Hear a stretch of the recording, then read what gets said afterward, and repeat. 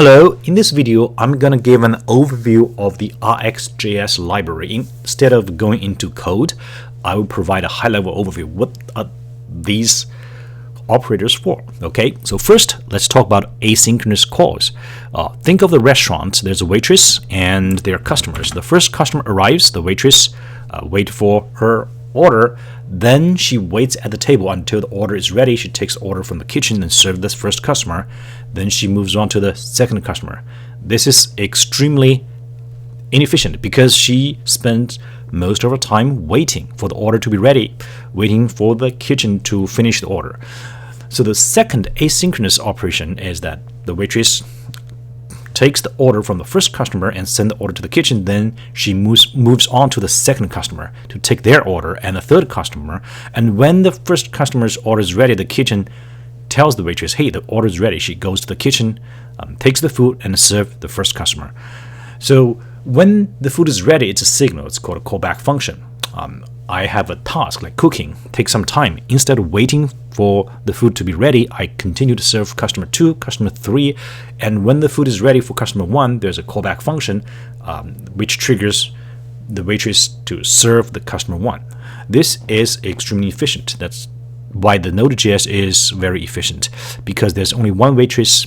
It is single-threaded. It uses a lot less memory than some other technologies like Apache Tomcat, which is multi-threaded. So the single thread using asynchronous operations to handle multiple tasks. Whenever something needs to wait, like the database operation, load data from a hard drive, you move on to the next task. When the data is ready, so the preparing the data is offloaded to operating system. When the thing is ready, the operating system sends a signal, then Node.js go back to the task number 1 to finish it. This is a callback function. The callback function has a problem. The syntax is difficult when you have nested callbacks. So I want food from the kitchen, but the kitchen needs some ingredients to be delivered. The eggs hasn't been delivered yet. So the kitchen has to wait for the delivery guy. The delivery guy has to wait for the farmer to prepare the eggs. So if you have all these nested asynchronous calls, the callback function will be nested within each other. The syntax is extremely difficult to read for a human developer. That's why we have promises. The promises offers a very nice syntax, but at the same time, it has some limitations. The promises cannot handle a bunch of other stuff. So that's why we have observables, which is promises on steroids. So promises solve the callback hell, like nested callback functions, but it cannot handle multiple values. It's a single value. Sometimes you need multiple values. Like the button click, submit account number. The user can click on the button many times, so it's a stream of values. The promise can handle only one value. Also, you cannot cancel a subscription. Like at the restaurant, the stream of stuff being delivered. First, there's say a glass of wine, Sauvignon Blanc. Then there is appetizer, fried calamari. Then there is main course, say seared salmon, and finally there's a dessert, tiramisu. Now, if you're already full after consuming the salmon, I have no room in my stomach for the tiramisu, so you cannot cancel it. The restaurant will still send you the dessert, even though you are full. So you cannot cancel a subscription when it's no longer needed. Or if something fails, you cannot retry. So the promises are good, but it has limitations. That's where observable comes in. Observable is promise on steroids, and here the RxJS library is a library for working with observables. The observables obviously handles a stream of data. It can cancel a subscription when it's no longer needed, and it can retry if something fails. This is a kind of difficult library, but in this video I'm not going to any code. I will give you an overview. So the observable basically is something that emits values. It can emit 0 value, 1 value, or a stream of values, and there are 3 notifications: the next, the error, and a complete. So when you see next, you know there's going to be value coming, and the error, something's wrong. Complete, no more values. An observable needs to be subscribed. This is very important, especially for new developers. You have to subscribe to this observable to receive values. If there's no subscription, there's no value being emitted. An observer is a consumer of values delivered by an observable.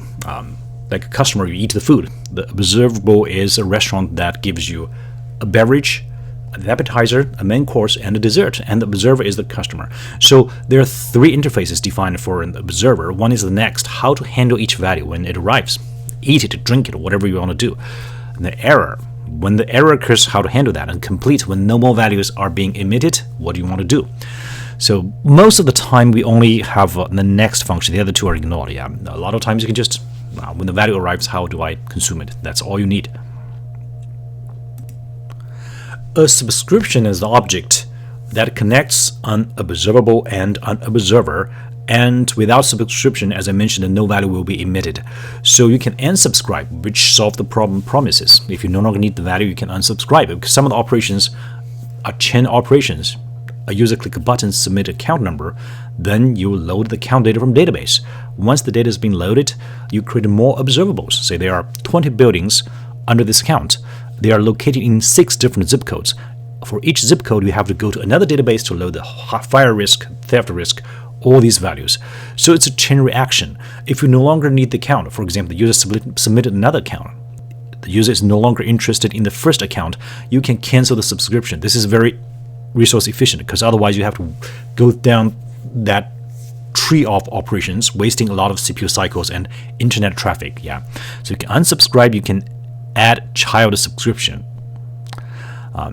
So it's dependent. If the parents got unsubscribed, all the children got canceled as well, and you can remove previous added child subscription. So subscription is another thing we want to discuss.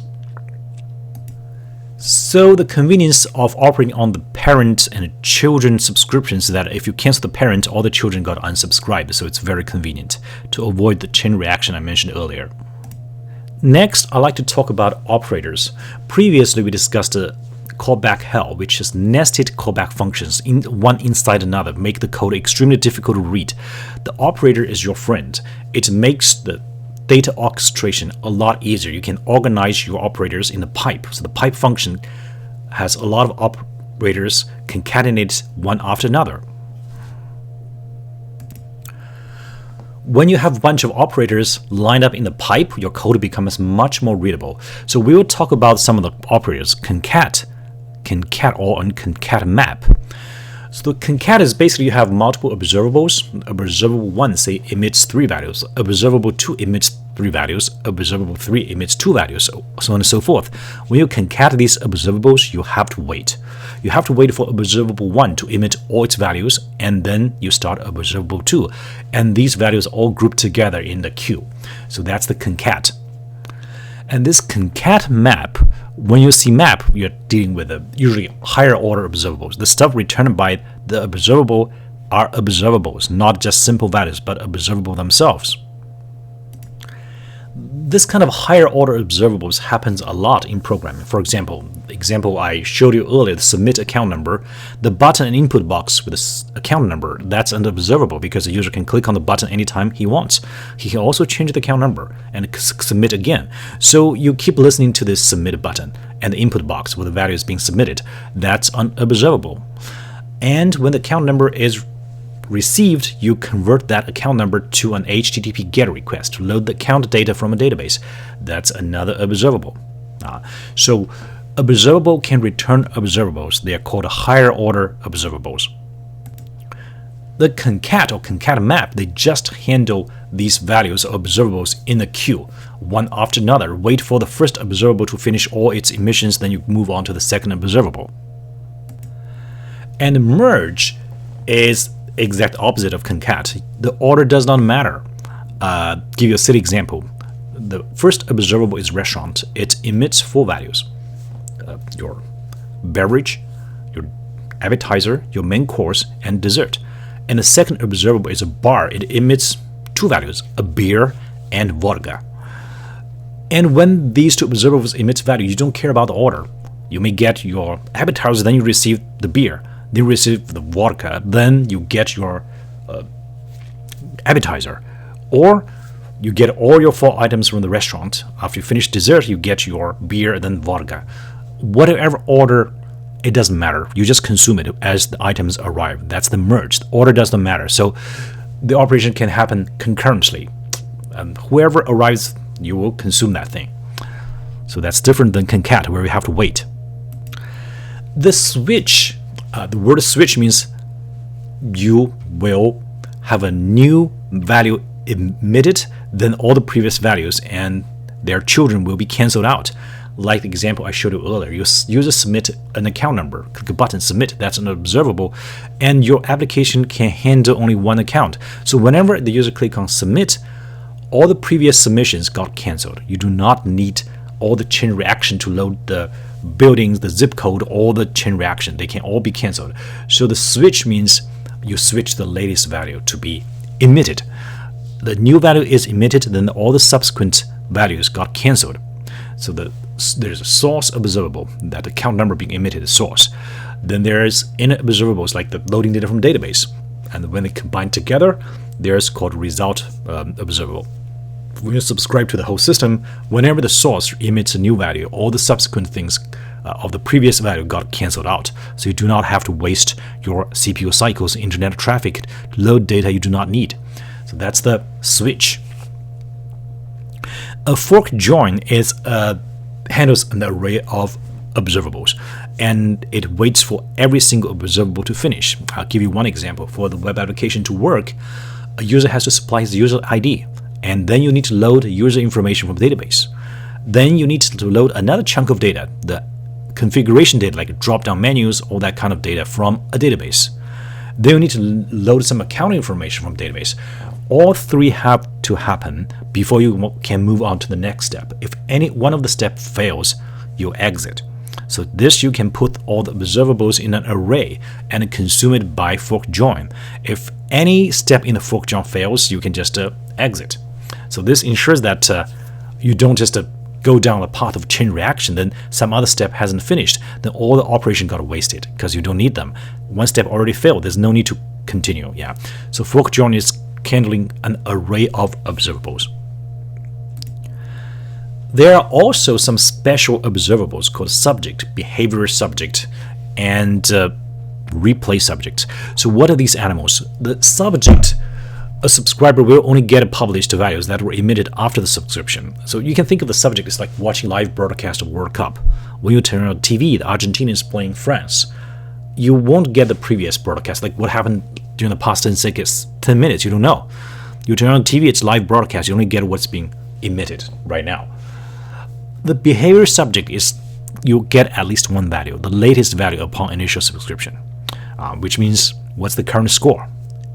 So instead of watching the live broadcast, you get a notification of the latest score. It's like a web page. You launch the web browser. Oh, the score currently is 2-1, but you only got the latest score. Did France score first or Argentina score first? You don't know. So the behavior subject, you get the latest value, while the subject, you only got the future values. And replay subject can decide how many historical values to be available. It's just like behavior subject. Instead of getting just one value, you can get 3 or 5. You can cache up to a specific number of emissions. So these are special observables. The regular observable, you get everything, all the historical values. It's like a restaurant. Everybody visits a restaurant. Doesn't matter if you visit a restaurant at 6 o'clock, 7 o'clock, 9 o'clock. Once you subscribe, you get a full suite of values. You get a dessert, you get an appetizer, you get a beverage, you get a main course. Everybody gets the same, but the subject is different. It depends on when you subscribe. So sometimes you get only future values, sometimes you get one historical value, sometimes you get a specific number of historical values. So these are special observables. Okay, this is my overview of the RXJS library observables. I hope this will be helpful. There's no code. This basically gives you some idea about what these things are, because this is a very difficult library. It's for orchestrating data streams. Thank you.